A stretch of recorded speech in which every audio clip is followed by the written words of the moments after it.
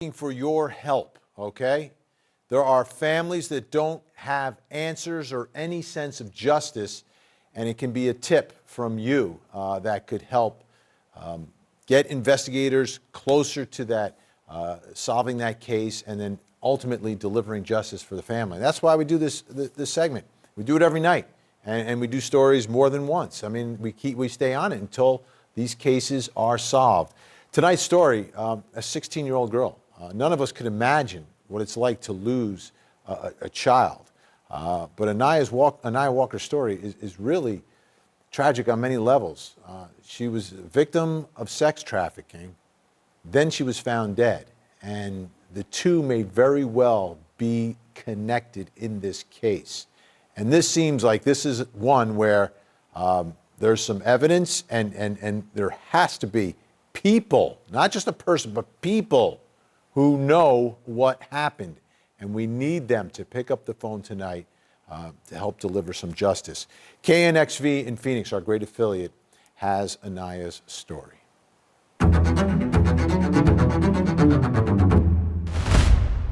It was a disturbing discovery along a very busy highway. Yeah, it was in May of last year when we received a call that a young girl's body was found in the median on I-10. We got to the scene and there were no witnesses. It looked like the body might have been there for a day or two. The body of a 16-year-old girl found by a passerby.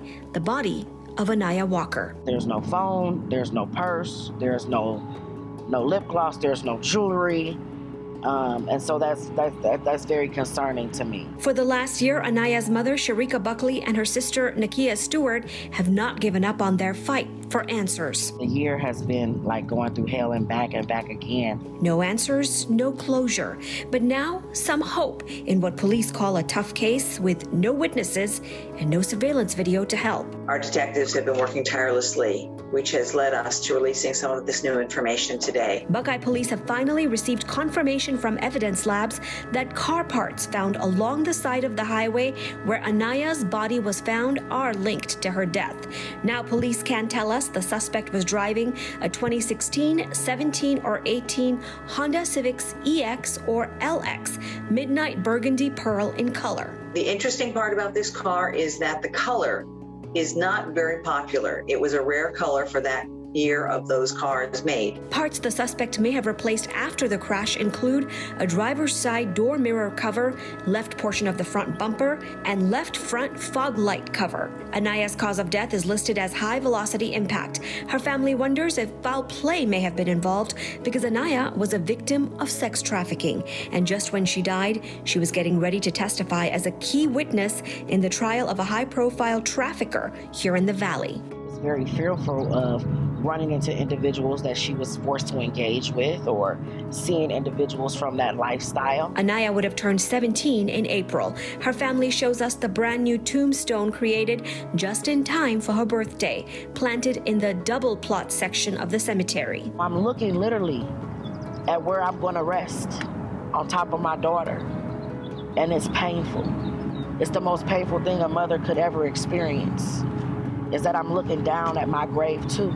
Sharika Buckley is pleading with anyone who has information about Anaiah's death to come forward. The family offering a personal $10,000 reward to help close this case. Okay, here's the phone number, 623-349-6400, 623-349-6400. That's the Buckeye Police Department. And I know in this case there are people who have the information that is necessary. They need to make that call. Make it anonymously. Make it anonymously, but make that call. I don't believe in coincidences, right? I just don't. In all these years of court TV, you know, I believe in putting two and two together most of the time, okay? You're getting ready to testify against a high-profile sex trafficker, and then coincidentally, you're found dead in a median without your cell phone, your purse, or anything. Come on. Let's get real here for a moment. All right, let's reintroduce our guest. Still with us, the former crime lab director from San Diego, Jennifer Shen, and former homicide detective and host of the Interview Room, Chris McDonough. Have a special guest joining us as well from St. Paul, Minnesota, Anaiah's dad, Adrian Walker.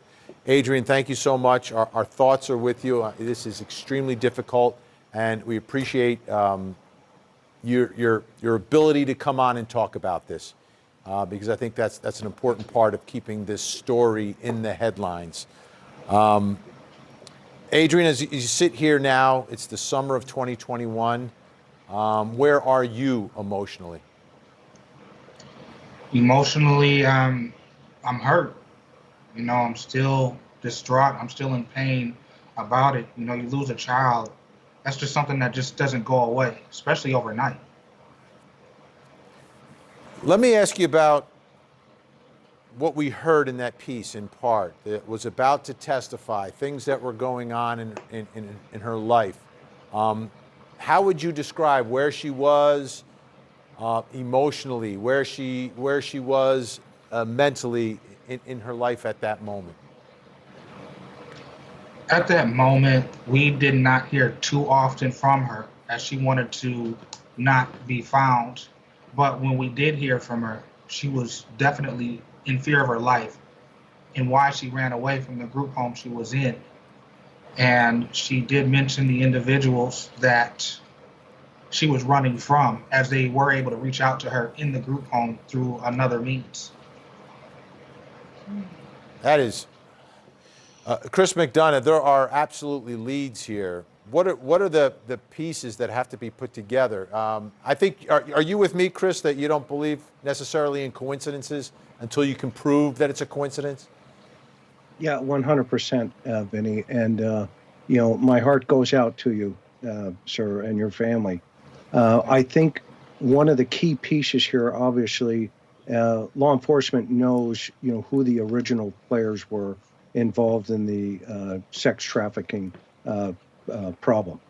That said, the question now becomes, does that vehicle become a weapon of, murder? Because it sounded like, she may have, somehow ended up on that medium. Was she escaping from a situation? Was she, pushed out of the car and then subsequently struck? But the fact that she was found in such just a desolate place, obviously that vehicle is crucial right now in any type of communication from those individuals who may be in custody. In and out of that jail would also be crucial.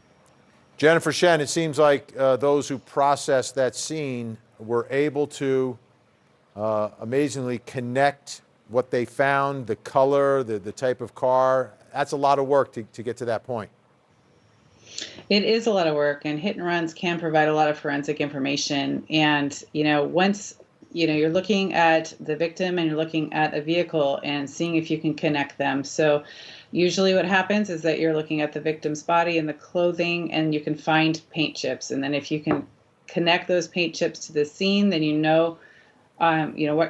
that those two things were connected. And, the FBI has databases. Many laboratories have paint databases, so they can figure out exactly what color they have, and then they can give that to the investigators to track down how many of those cars were sold with that particular color, and then, just kind of whittle that list down until you have the car that actually did this. So it's fabulous news that they have this forensic evidence. It takes a long, long time to do it. It's pretty complex, but that's maybe the thing that really breaks the case. So I'm happy about that, and my heart goes out to you. It really, really does. Adrian, as I've been saying, I know there are people who know what happened here and have that information. What message do you have for them tonight? Do not stay silent. What if this was your child? She was 16. It was said she was even pregnant. Your child, laying in the middle of a median in various stages of decomposition. Don't let this be your child. Say something. And like they said, even if it's anonymous, please speak up. Our daughter deserves justice. Absolutely. Adrian, we'll continue to stay on this story. We're not going away. That's all I can do, and hopefully people with information come forward, and investigators keep working hard on this case. Adrian Walker, thank you so much. Jennifer Shen, Chris McDonough, appreciate it as well. Still ahead.